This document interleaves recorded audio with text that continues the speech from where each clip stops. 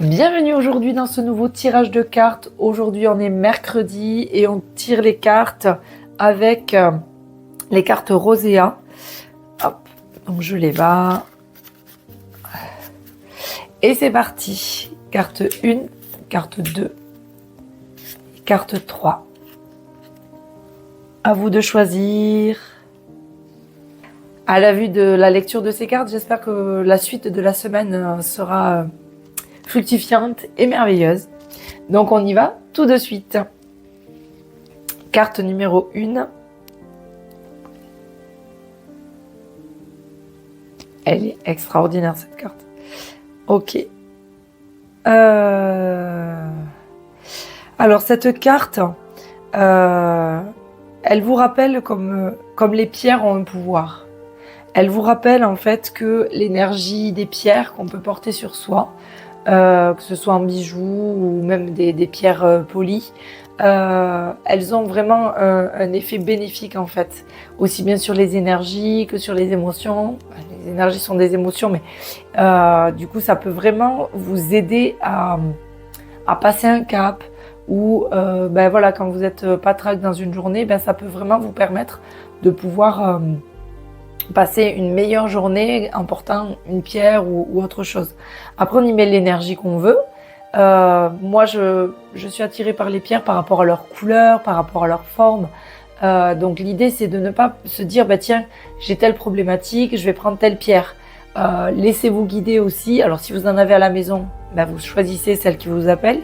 Et si vous voulez aller vous en procurer une dans une boutique, ne partez pas dans l'optique d'aller absolument chercher une telle ou telle pierre.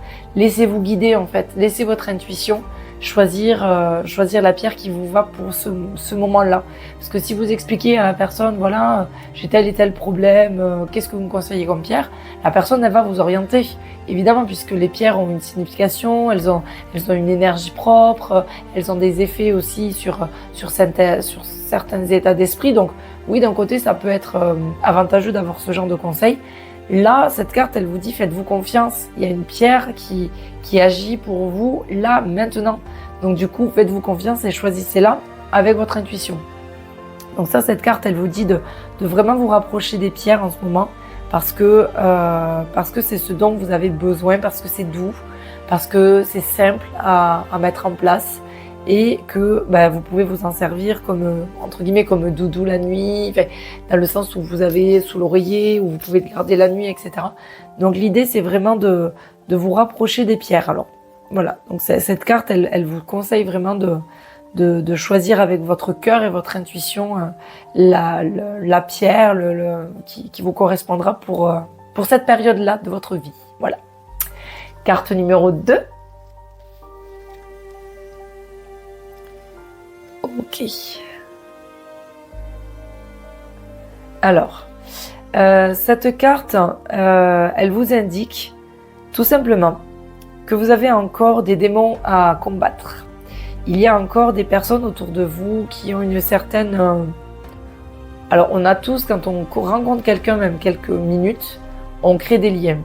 Et le truc, c'est que il y a certaines personnes qui nous ont fait du mal parfois, qui ne font plus partie de notre décor, mais énergétiquement, cette personne, ce qu'elle nous a fait endurer, tout est encore inscrit dans nos mémoires. Donc là, cette carte, elle vous envoie le fait que peut-être qu'il faudrait essayer de faire un petit nettoyage déjà, et de vérifier si les personnes qui vous entourent ne sont pas malveillantes envers vous. Et si c'est le cas, posez-vous la question de pourquoi vous laissez encore ce genre d'énergie rentrer dans votre vie.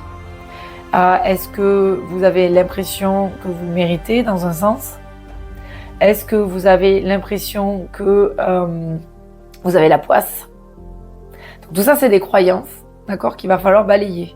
Est-ce que c'est aussi, il y a une phrase qui me vient, c'est est-ce que je voudrais pas me punir de quelque chose parce que je considère que j'ai fait mal quelque chose, je laisse rentrer cette énergie-là dans ma vie, qui me détruit, qui m'oppresse, qui m'humilie, et donc du coup, je laisse inconsciemment bien sûr rentrer cette énergie dans ma vie pour me punir. Et là, c'est pareil, il faut peut-être aller voir un petit peu ce qui se cache derrière ça. parce qu'on n'a pas à se punir de quoi que ce soit, on fait tous les jours de son mieux. Donc du coup, je vois pas pourquoi en fait on se punirait d'une action qu'on a fait il y a 1 an, 2 ans, même 6 mois, 1 semaine. Donc foutez-vous la paix, vraiment, foutez-vous la paix. Et faites le ménage autour de vous, énergétiquement et aussi physiquement, si ces personnes-là sont encore pas dans votre entourage. Alors, je prends l'exemple d'une famille où, par exemple, le papa était pervers narcissique et la maman, elle est toujours en lien avec le papa parce que malgré le divorce, il continue à avoir des relations. Ok, dans ces cas-là, en fait, faites ce qu'il faut énergétiquement pour ne plus vous sentir connecté avec cette personne ou ne plus le laisser rentrer dans votre vie. Mettez vous-même des barrières, même physiques. Donc du coup, protégez-vous, mais c'est surtout de prendre conscience. C'est surtout ça en fait, c'est de prendre conscience que ça suffit d'être une victime en fait. Prenez conscience que c'est fini, que vous n'êtes plus une victime et que maintenant, c'est de votre responsabilité de faire rentrer ou non ce genre d'énergie dans votre vie. Voilà. Et je le dis en souriant parce qu'en fait, c'est un travail qui est très joyeux. C'est un travail qui est très joyeux parce que quand vous faites ce travail-là, vous êtes persuadé et vous êtes vraiment, vous vous respectez en imposant à l'univers de ne plus vous envoyer ce genre d'énergie. Et même ces personnes-là, si elles sont dans votre entourage, vous n'y êtes plus atteinte, vous n'êtes plus énergétiquement attiré, vous attirez pas en fait ces énergies. Et du coup, c'est beaucoup plus fluide, c'est beaucoup plus doux. Et du coup, on se fout la paix, on se respecte et on arrive à prendre position et à mettre nous-mêmes des barrières de sécurité entre guillemets. Voilà. Donc, même si ces barrières elles sont invisibles, au moins le fait de se respecter, ça vous met à l'écart de ce genre de personnes et d'énergie. J'espère que j'ai été assez claire. Mais en gros, il y a du ménage à faire pour certaines, pour beaucoup d'entre vous, celles qui ont tiré la carte numéro 2. Ok, on tire la carte numéro 3. Ok. Alors, cette carte, le message qu'elle m'envoie, c'est que vous êtes souveraine. Vous avez votre couronne de fleurs magnifique. Vous êtes souveraine. Donc ça veut dire qu'au-dessus de vous, il n'y a personne.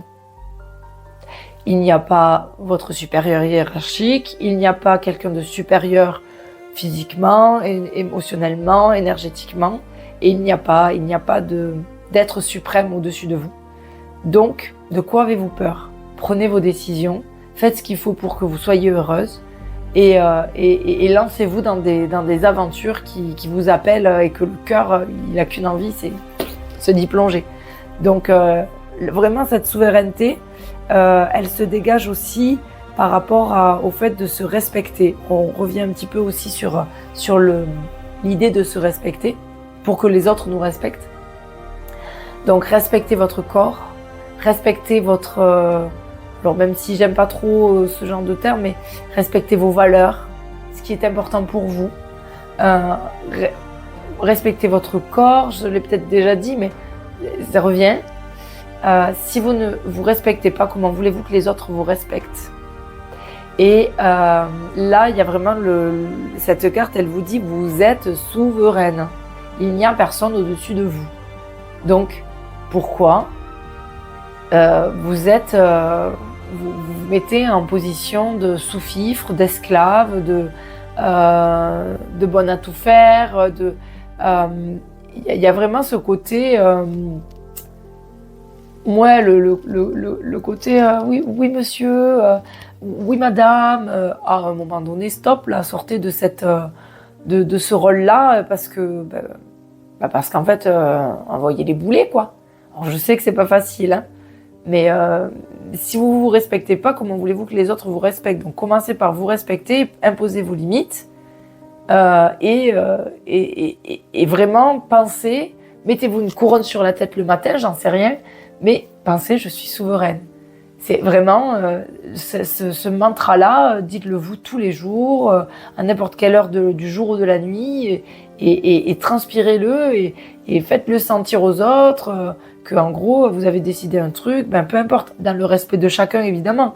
Mais voilà, si vous vous respectez et que vous respectez les autres, pourquoi vous manquerez de respect? Donc il y a quand même encore cette notion de respect, c'est un peu lié avec la carte numéro 2. Donc je pense que voilà, il y a un petit peu de boulot, mais il n'en manque pas beaucoup, quoi. Voilà, il n'en manque pas beaucoup. J'espère que ça a été clair. Première carte, prenez soin d'écouter votre intuition pour choisir une pierre, puisqu'en ce moment, c'est votre cœur, votre corps le réclame. En tout cas, c'est ce qui en sort de ce tirage. La carte numéro 2, vous faites le ménage de vos anciens démons, de vos démons environnants, on va dire. Prenez conscience que vous seul pouvez imposer vos règles et mettre vos limites. Et dans la troisième, vous êtes souveraine. Arrêtez de vous sentir inférieur aux autres. Arrêtez d'avoir peur en fait de cette souveraineté aussi. Et respectez-vous également. Voilà. J'espère que ces petits messages vous feront du bien. Je vous dis à très vite pour un prochain tirage de cartes. Salut!